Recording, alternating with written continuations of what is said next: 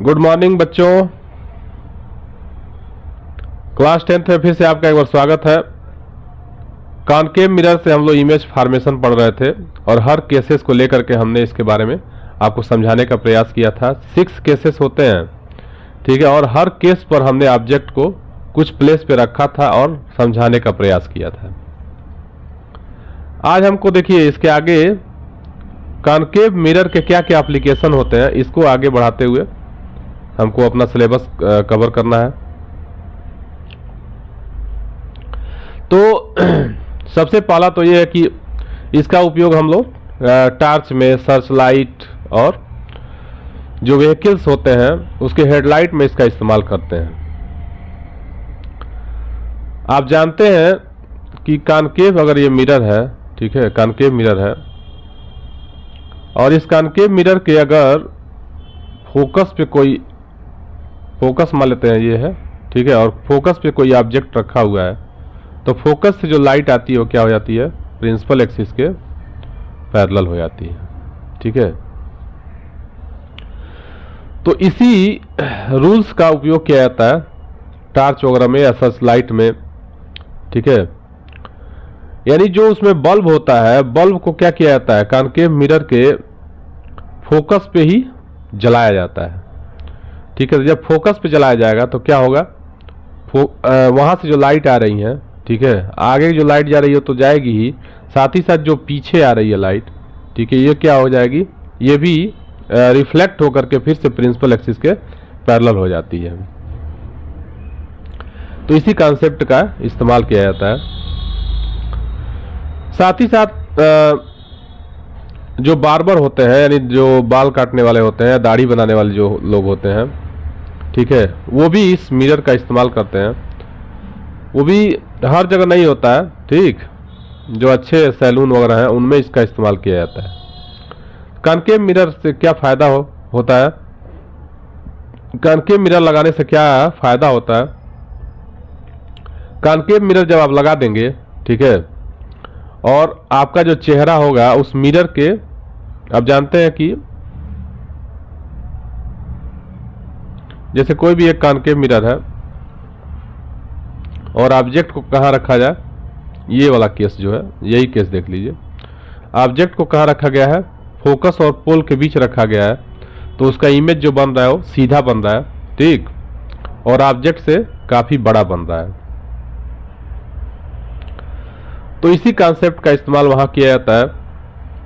एक बड़ा सा कॉनकेव मिरर लगाया गया होता है ताकि आदमी वहां बैठे, ठीक है, तो उसके चेहरे का जो इमेज बने वो काफी बड़ा बने और, ठीक है, सीधा बने। तो इससे फायदा क्या होता है कि मान लीजिए कि दाढ़ी बनाते समय हर चीज जो एक एक बाल दिख जाता है, ठीक है, कहीं छूटा हुआ नहीं हुआ, कहीं छूटा नहीं है या कहीं कटा वटा तो नहीं है, इसलिए इस मिरर के रूप में भी इसका इस्तेमाल किया जाता है। साथ ही साथ मेकअप मिरर के रूप में भी ये किया है, सेविंग दर्पणों के रूप में, मेकअप मिरर के रूप में भी इसका इस्तेमाल किया जाता है। और जो डेंटिस्ट होते हैं, ठीक है, दंत विशेषज्ञ जो होते हैं वो भी इसका इस्तेमाल करते हैं। उनके पास जो इंस्ट्रूमेंट होता है, ठीक है, उसका वो यूज करते हैं। इस तरह का एक उनके पास इंस्ट्रूमेंट होता है, ठीक है, आगे छोटा सा एक प्लेन मिरर यहाँ कॉनकेव मिरर लगा होता है। इसका इस्तेमाल करते हैं वो दांतों के अंदर जो भी डिफेक्ट वगैरह है, ठीक है, उसको जानने के लिए इसका यूज करते हैं। और भी कॉनकेव मिरर के बहुत सारे उपयोग हैं, ठीक है, हमारे दैनिक जीवन में। इसी में एक होता है सौर भट्टियों में भी इसका इस्तेमाल किया जाता है, ठीक है, सोलर फर्नेस के रूप में इसका इस्तेमाल किया जाता है। सोलर कुकर आप बना रहे हैं तो सोलर कुकर आप बना रहे हैं तो अगर प्लेन मिरर का इस्तेमाल करते हैं तो प्लेन मिरर उतनी लाइट को कलेक्ट नहीं करेगी। अगर आपको सोलर कुकर बनाना है, सेंसिटिव सोलर कुकर बनाना है, ठीक है, तो वहां पे आप कॉनकेव मिरर का इस्तेमाल करिए, ज्यादा बेहतर सोलर कुकर बनेगा, ठीक है। और जो सोलर फर्नेस होते हैं, सोलर फर्नेस के रूप में भी इसका इस्तेमाल किया जाता है। सोलर फर्नेस के रूप में कैसे इस्तेमाल होता है, थोड़ा इसको देख लीजिए। जैसे मान लीजिए कि ये हमारा कोई भी एक ऑब्जेक्ट है जिसको मेल्ट करना है, तो चारों तरफ बड़े बड़े कॉनकेव मिरर लगा दिए जाते हैं। और आप जानते हैं कि अगर इनफाइनाइट से लाइट आ रही है, प्रिंसिपल एक्सिस के पैरेलल लाइट अगर आ रही है, ठीक है, तो क्या कर देती है, फोकस से होकर गुजरती है।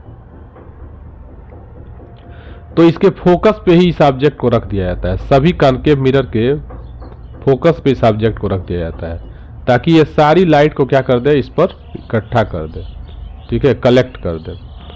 तो जब सभी लाइट को इस पर इकट्ठा कर देगी तो ये क्या हो जाएगा, इसका टेम्परेचर बहुत ज़्यादा बढ़ जाएगा, ठीक है, इतना ज़्यादा बढ़ जाएगा कि ये मेल्ट कर जाएगा। तो इस तरह से सोलर फर्नेस के रूप में इसका इस्तेमाल किया जाता है।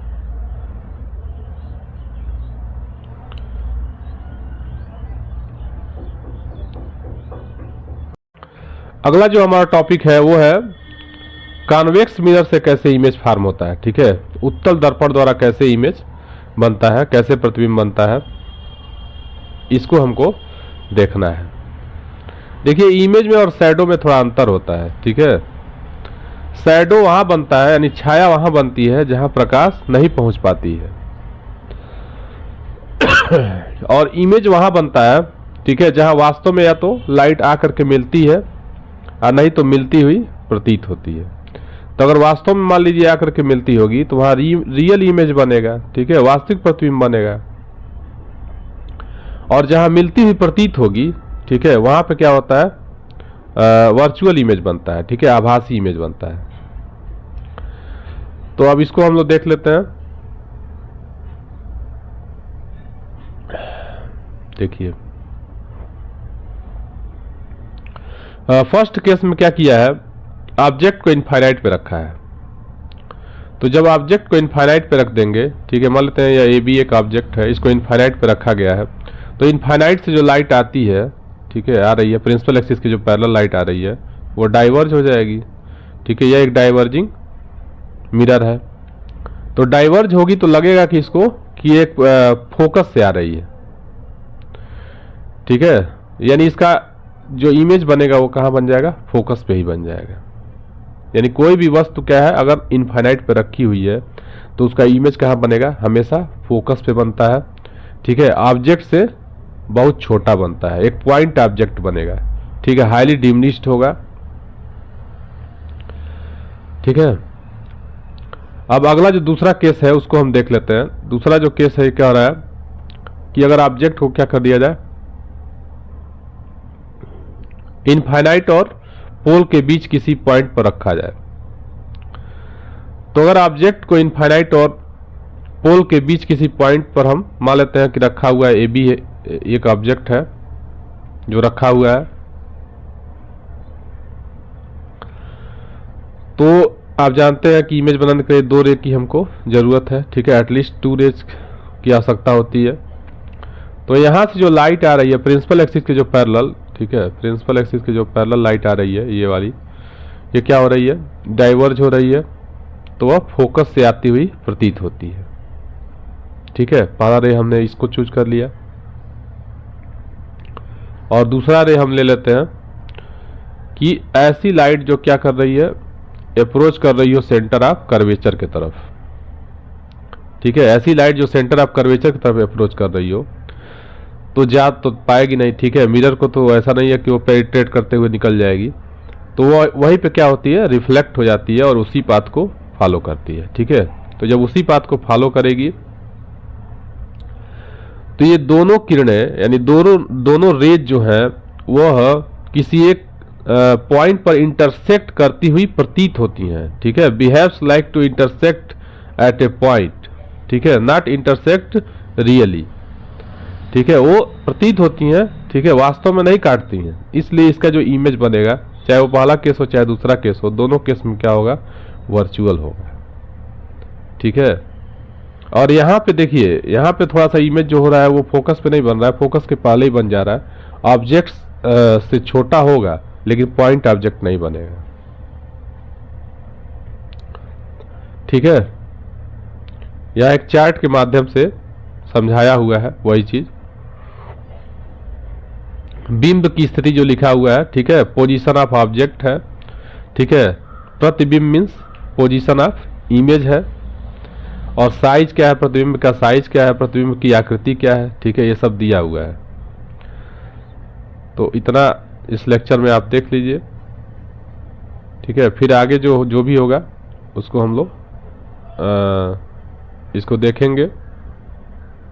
थोड़ा सा यूज भी इसमें देख लेते हैं, यूज क्या है, छोटा सा होगा। इसका उपयोग हम लोग जो भी ड्राइवर वगैरह होते हैं वो वाहन में, ठीक है, व्हीकल्स में इसका इस्तेमाल करते हैं। साइड मिरर के रूप में इसका उपयोग किया जाता है, ताकि आप जानते हैं कि कम ही जगह होता है, ठीक है, और कम जगह में ज़्यादा से ज़्यादा एरिया कवर करना है, पीछे की सारी चीज़ों को उसको देखना है ड्राइवर को, इसलिए यह साइड मिरर के रूप में इसको लगा देता है, ठीक है। चलिए, थैंक यू।